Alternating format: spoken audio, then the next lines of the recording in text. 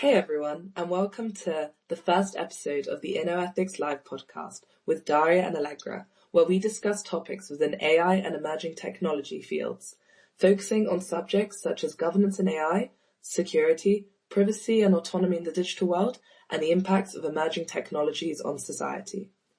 By combining a philosophical humanitarian perspective with a technical scientific one, the aim of this podcast is to discuss these global issues from a point of view that takes into consideration the many facets of these discussions. Coming from different backgrounds, both on our focus subjects, but also from different countries, and having met at the conference that celebrates youth global cooperation, Allegra and I seek to empathize the importance of global perspective on these topics. I'm Allegra, a philosophy student at University College London, and my main area of focus when I study philosophy has turned into ethics of AI, technology ethics, and how these discussions of non-human minds, AI consciousness, translate themselves to practical regulatory solutions when it comes to the governance of emerging technologies and AI. I'm the founder of InnoEthics and of the newsletter A Philosophy Student's Take on Ethics of AI, and I'm an ethical technology advocate, including various youth campaigns that focus on digital well-being and how we can ensure AI is safe generally and especially to young people and those most vulnerable in society. Daria and I met at the AFS Youth Assembly, which, as she said, focuses on global cooperation, and working together, we are calling for ethical AI and technology advocacy and action, as well as establishing effective policy for companies and organizations, something that we aim to highlight with this podcast. We want to take into account the humane side of the impacts these technologies will have, while still allowing for innovation and development of AI and emerging tech overall. I'm Daria, and I'm a computer science student at Maastricht University in the Netherlands. My main areas of focus are just computers, how AI is used, how AI impacts people, and how information is delivered to people through AI. And sometimes also we need to be very careful of how this information is given and how it's being used. So that's the base of the ethics of AI that both Allegra and I have come and found common interest between us. My experience as a computer science student is the technology and the science behind it, and also as a user of AI, what to be careful of, what to use, and how to use it. The main takeaway from the podcast for the listeners is how to understand the deep levels of AI usage and be aware of what's going on, and how some companies will not be held responsible for their actions. So we need to be very conscious of what we're doing in this maze that is AI. So why is AI governance so critical right now, and these questions surrounding AI ethics and the ethics of emerging technologies? Since the release of ChatGPT in 2022 and the mass increase in publicity and availability of generative AI and large language models such as ChatGPT, AI has been at the forefront of conversations surrounding technology, politics, job industries, and touching on almost every aspect of society. Recent AI milestones and how highly publicized they are now mean that these conversations are happening every day in news outlets, in boardrooms, in government offices, and hopefully are happening on an individual basis as well, so people are understanding the true impact of this technology. The major risks that necessitate regulation when it comes to emerging technologies and AI are because of the far-reaching nature of AI touching on all these different parts of societies, and questions about effective and ethical regulation and governance need to be taken into consideration. A few of these major risks include algorithmic bias, how AI can scale historical biases due to its development methods using large quantities of training data and therefore reproducing historic injustice and making discrimination seem automated. Another one is the impact on jobs. This is one of the ones that is most highly publicized and you'll see on news outlets almost every day. The real impact of the automation of cognitive tasks, and as this is already having impacts on people's careers and livelihoods, especially when we consider young people and starting their careers and graduate jobs that are already reducing because of this proliferation of AI.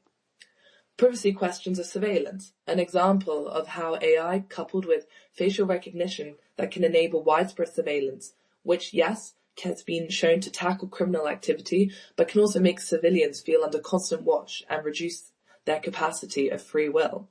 And at the same time, has many questions around bias and discrimination because of how these technologies are trained. Another question is the problem of control and safety. The black box systems of AI mean we struggle with its explainability, and this problem of transparency surrounding decision making means we face problems of accountability and responsibility. This is something that is super integral in the ethical field as well, because trying to figure out who is responsible for the deployment of AI, for if something goes wrong, take driverless cars, take autonomous weapon systems. These are questions that we really need to face the answers of, and these are questions that it's important that we get at least some kind of regulatory framework so that we can begin to look at the answers of who we can hold accountable when these things do inevitably go wrong. And then there are many more issues that the public are anxious and concerned about, understandably so, such as deepfake, AI hallucinations, AI's impact on the environment, AI and security, defense and warfare, and the loss of human connection, as well as the homogenization of cultures due to this widespread use of AI and LLMs. Furthermore, AI and emerging technologies can be a really politically charged topic. The same AI and machine learning that can be used to autonomously analyze data from telescopes to discover new exoplanets is not too dissimilar from the AI that can be used in autonomous weapon systems to select, track, and attack targets in a conflict zone without being instructed to.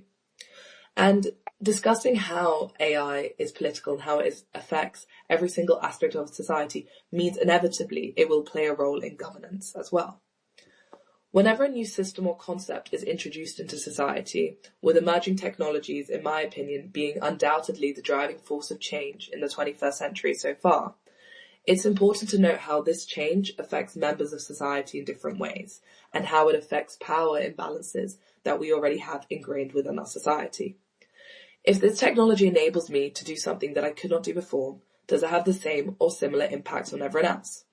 If some people have access to this new technology and others do not, and if people, and this is also applicable to companies and nations, who are already in more advantageous or powerful positions, can use this technology to further increase their power or reach, there needs to be an examination of whether this can exacerbate the already existing power imbalances in society.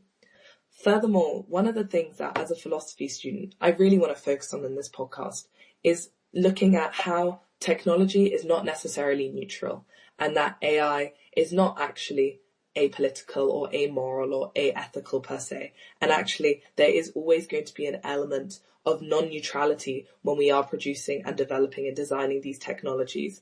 And how can we ever reach a sort of moral absolutism, or if that is actually impossible when it comes to this design and development of them. And lastly, because of AI's nature, all of these facts show that it is imperative that AI ethics principles and institutional safeguards should be selected through legitimate decision procedures that everyone can agree on. And while this seems like an impossible task, because how can we get everyone to agree on legislation when we already have so many societal and global issues that we can't agree on? However, at the end of the day, the most important thing in terms of us for AI governance and AI safety is that we're protecting individuals, making sure that everything is looked at through an ethical, humane lens, and that we're protecting those who are most vulnerable to the negative impacts that unregulated, ungoverned AI could have. Therefore, by bringing together experts, individuals, people who have been in this area for a long time, and stakeholders of these topics to deliberate on the responsible use of AI and how we can introduce ethics to AI governance and AI regulation and the AI conversation overall, we hope that we will be bringing ethics and the humane decisions needed to take place in the technology governance field to the forefront of conversations, so that we will be working towards more ethical technology governance and touching on all the different facets that are affected by it. Allegra just mentioned how AI has already had such a significant effect in life. but a lot of people barely know anything about it or LMLs, which Allegra mentioned quite a lot. Now, the goal of this episode is not to just start on the basics of ethics using AI, but also to educate people about what AI actually is. But to understanding it better, we must first categorize it into different types based on capabilities and functionalities. Based on capabilities, we have three types of AI: narrow AI, general AI, and super AI. And based on functionalities of AI, we have four types: reactive machines, limited memory AI, theory of mind, and self-aware AI. We're going to do a deep dive in each of these types, and then we're going to tell you what our main focus is during this season of our podcast. To start off, the first on the list is narrow AI. It is designed and trained either on a specific task or in a narrow range of tasks. So these systems are designed and trained for a purpose. Based on the names, the system perform like designated tasks, but cannot generalize them. So some examples are voice assistants like Siri or Alexa that understand specific commands like, "Hey Siri, what's the time?" And it's going to tell you it's 10:07. Or facial recognition software that is used in security system, from our phones to passkeys when we're using passwords, or anything really. Other examples are recommendation engines like Amazon, Netflix, Spotify, and so on. Despite being highly efficient at specific tasks, narrow AI lacks the capability to function beyond its predefined scope. These systems do not possess understanding or awareness, but rather focus on the mathematical functions to understand what input they're getting. Moving on to generative AI, or differently called strong AI, it refers to AI systems that have human intelligence and abilities to perform various tasks. So it goes a step beyond narrow AI. These systems have capability to understand, learn, and apply across a wide range of tasks, and are similar to how a human can adapt to various of them. Okay. So Daria, when we're talking about strong AI then, what do you mean by the fact that it has an almost human intelligence-like quality?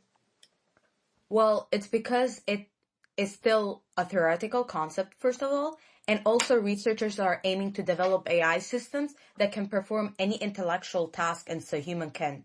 So it requires the machine to have consciousness, self-awareness, and the ability to make independent decisions, which it's thankfully maybe, or yet to be seen, it's not yet achievable. So it can be range from humans to from robots to AI system that autonomously diagnose or solve complex problems such as medical issues or deep judicial questions. In a future episode, we're going to be talking about certain philosophers and big thinkers who are thinking about whether we can actually achieve AI consciousness and whether concepts such as strong AI, which at the moment are theoretical, could actually exist in the future or not, and what the impact that these might have on personhood and whether we need to be giving AI a form of rights, and how this will affect our relationship with it. Now, Daria is going to talk about superintelligence, another form of AI. Superintelligence, or super AI, is something that surpasses both narrow AI and general AI. And it's honestly scary to know if we can actually achieve it. It basically surpasses the intelligence of humans in problem solving, creativity, and overall any abilities. Super I can develop emotions, desires, needs, and beliefs of their own. So imagine having a robot that regulates itself and acts like a human but is better. So such an AI would not only be able to complete tasks better than humans, but also understand and interpret emotions and respond in a human-like manner. When you imagine superintelligence, you can guess that it raises many ethical concerns regarding control, regulation, how it acts, how it advances, because it's so unpredictable. And we don't know if it's going to be a conscious decisions by humans and researchers to create it, or it's going to be something happening randomly by just a simple click.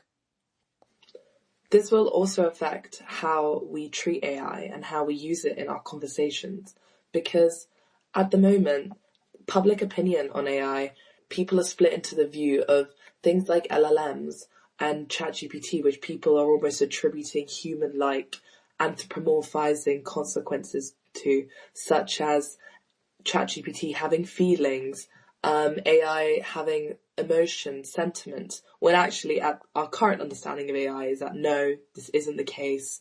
It's just coding and data that is being understood and interpreted in one data center and then interpreted in another data center, and there's actually no one behind the screen answering your questions.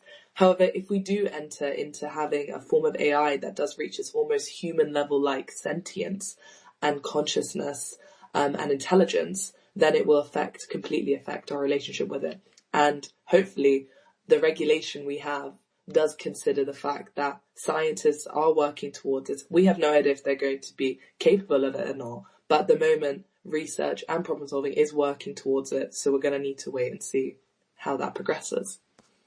More about these regulations are coming up in the future episodes we're releasing. Anyways, back to the task at hand, the types of functionalities of AI. First up is reactive machines. These are the most basic form of AI. They operate purely based on present data and do not store any previous experiences or learn from past actions. They're basically simple, complex types of agents or model-based agents. The system respond to specific inputs with fixed outputs and are unable to adapt.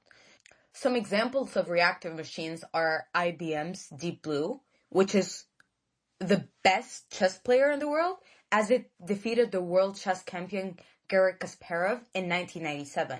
It could identify pieces on the board and make predictions, but obviously could not store any memories or learn from past games. It was working based on a set of rules, and it didn't care what happened prior or in other games, only what was happening currently.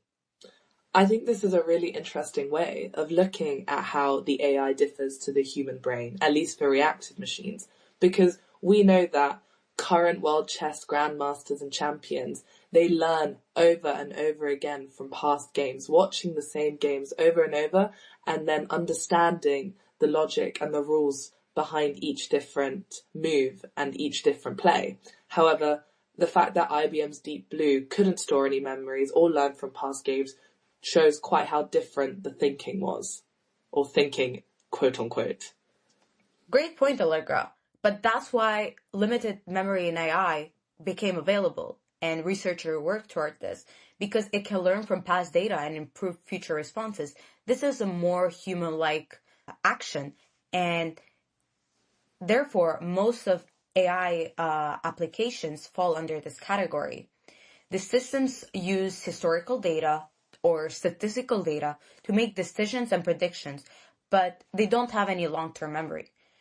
Machine learning models, particularly in autonomous systems and robotics, often rely on limited memory to perform better. Obviously, if we have a lot of data, it's harder to compute or predict the future of what an answer could be. So LLMs, for example, they work on some sets of data that they have, but if they consider everything there's available, it would take a long time for them to give us an answer. Some other examples are self-driving cars. For example, they observe the road, the traffic signs, the movement of nearby cars, and then make decisions based on past experiences and current conditions. So they don't just look at the past, they look at the past and the now, the current. Chatbots also can remember recent conversation to improve the flow and relevance of replies. So when you're talking to a LLM, for example, a large language model, they remember your name, how old you are. You're most likely written an email with them, so it stored that data so it knows who you are, what gender you are, what age you are, especially if you mention it while asking it to help you with something. There's also another type of AI functionality, which is the theory of mind. It understands human emotions, beliefs, and intentions, but also it understands desires. This type of AI is still in development, but it would allow machines to engage more in sophisticated interactions by perceiving emotions and adjusting behavior accordingly. Now, I think that this would be a big help to AI and to humans specifically, for the sole reason that we have heard many cases in the recent years how teens have used ChatGPT or other LLMs to help when they're feeling emotional. So I think that this could actually help people when they don't feel comfortable talking to other humans. Yeah, I completely agree, Daria, especially with all the data we're seeing at the moment with how much young people, especially, people are turning to large language models and generative AI to find platforms where they can talk to characters or talk to individuals who are potentially almost like mirroring certain characters with certain personalities, turning to them so that they can have therapeutic help or just so they can have a friend or an AI companion. And while there's a lot of legislation that needs to be looked at when it comes to the regulation of these AI companions, especially following the recent highly publicized tragedies of multiple teenagers, at least in the UK and the US, who have ended up taking their lives as a result of potentially being facilitated by interactions they were having with chatbots and LLMs. At the same time, if we can create AI that is more understanding of the subtlety and nuance of human emotion and empathy, then perhaps we could find a balance where legislation can work with empathetic and emotional understanding AI in order to create a safe platform for people who are wanting to seek this kind of help.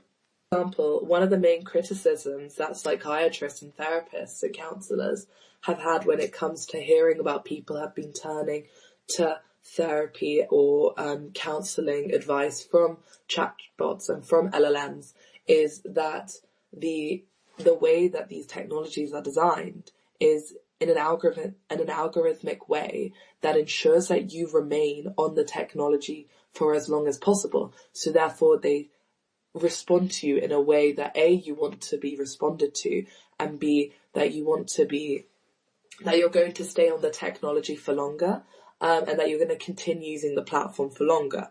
However, sometimes when you're having a sort of therapeutic or like conversation with a counsellor about something that's really difficult, part of the thing and part of the struggle, but also part of the process and to improve things is A, knowing when you need to take a step back, and B, when the trusted guidance individual, the counsellor, the therapist, the psychiatrist, whoever, when they, even just a friend, when they know when to push back on you, when they know to say, actually, in this scenario, have you considered a situation where you could have acted in a different way? And maybe that would have made you feel a different way and could have come up with a different outcome.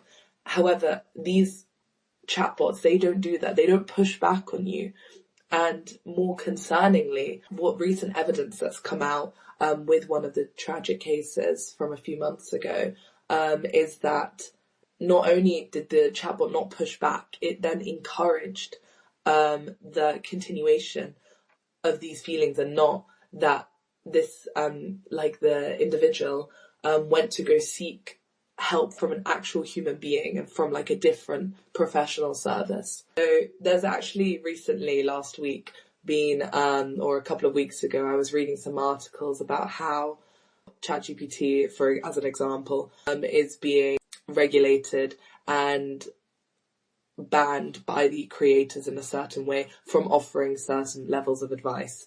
A, from a lawsuit standpoint, because there's a massive liability issue, and B, because it does need to be protecting its users in some way or another. So hopefully we are on track to getting towards the right legislative steps to make sure that this doesn't happen anymore.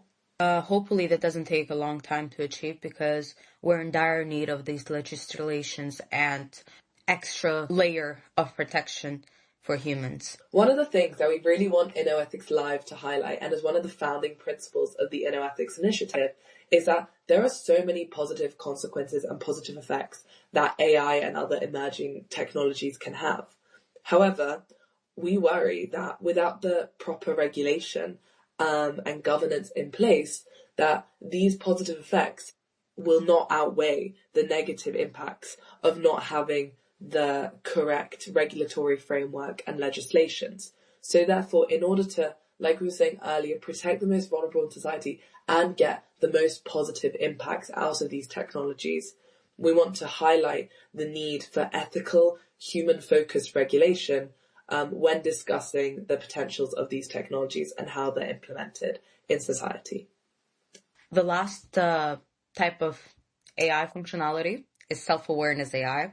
It's still an ideology. It's an advanced stage of AI that is still not created. It's still in the works. We don't know if it's going to come up to exist in this life, or maybe in 100, 200,000 years.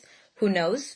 It's still speculated to be the highest form of AI, as it possesses self-consciousness and awareness.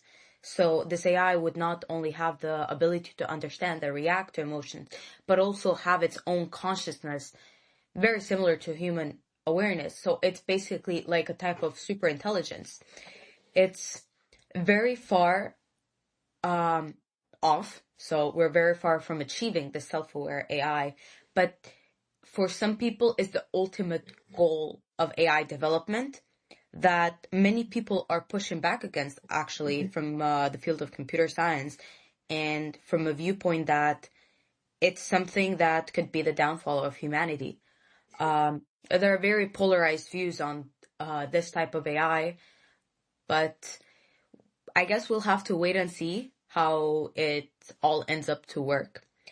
And I think a topic relating to this self-awareness of AI that we want to talk about in a future episode, that while obviously self-aware AI is really, really far off and probably a good thing for the time being, considering how we're still figuring out the regulatory aspects of more simple and less complex forms of AI at the moment. But something that's recently been brought to my attention that I want to get a guest on for one of our shows is reflective AI, and how we can get AI in a way to start thinking about its like previous quote unquote behaviors, and then teaching it empathy, almost like a form of self-awareness. It's still completely coded and it's still not reaching a level of consciousness. However, that's something that I think would be very interesting to discuss from like a self-awareness AI point of view. That's actually a great idea and a great goals of ours, Allegra. This concludes the types of AI, but I think it's also to mention something about what our main focus is, which we're going to be basically talking about large language models, which are in most cases the chatbots we're using, such as ChatGPT, Gemini, DeepSeek, or maybe even Copilot, for example. It's very crucial to understand that they work based on prediction.